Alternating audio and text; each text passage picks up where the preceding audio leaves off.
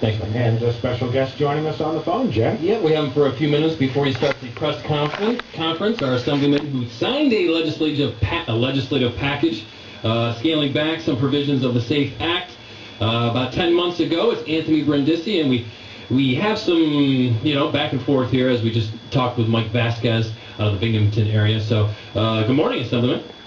Hi guys, how are you? Doing great. I maybe had some reaction to the interview that we conducted with the political commentator, former politician Mike Vasquez. Yeah, I just was kind of curious. I was listening to the interview on the way in, and I heard Mr. Vasquez say that no one had commented on any of the gun legislation, the SAFE Act, and I don't know what else someone can do other than vote against the SAFE Act. I think that speaks volumes in terms of how I felt about that legislation, which I did. And then he had mentioned that I let a bill die in committee to repeal certain parts of the SAFE Act, which just isn't true. The process in the Assembly and in the legislature and the Senate, I can propose a bill, but I don't have, if I'm not the chair of a particular committee, I don't have to say whether or not the bill comes to the floor, and I don't have the power to bring the bill to a vote in the committee. So, I think he has to just check his facts there and inform the public properly of how the process is. And if you can give us some background on the bill that you proposed or the proposal that you had going forward. Well, there was actually a series of bills that Senator Seward and I had sponsored to repeal certain aspects of the SAFE Act. I know there's some out there that want a full repeal, and given the current climate in Albany, I just think that's impossible. Senator Seward felt the same way.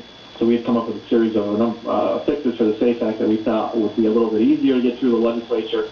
Some of them did make it through towards the end of session this last session, and hopefully going forward there'll be some further reforms. But for him to say that I just let a bill die and did not speak on a bill is misleading the public on my record.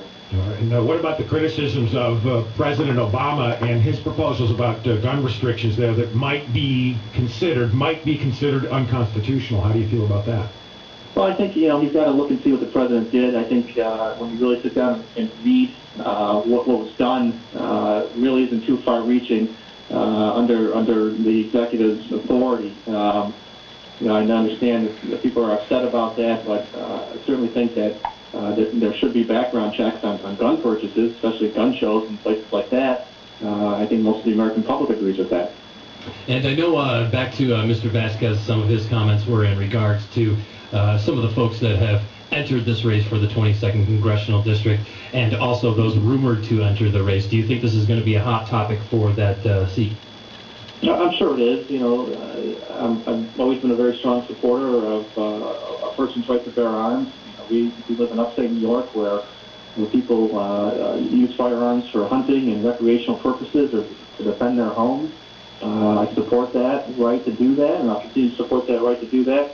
And if it's an issue, and if I do decide to jump into the race for Congress, I'm sure it will be an issue that's discussed going forward. Now, I know you have a press conference coming up and an initiative about the homeless, similar to what Governor Cuomo is talking about. You want to give us a little glimpse into that, Anthony? Well, just I'll try to give a little bit of a plan for the local communities to be able to meet the governor's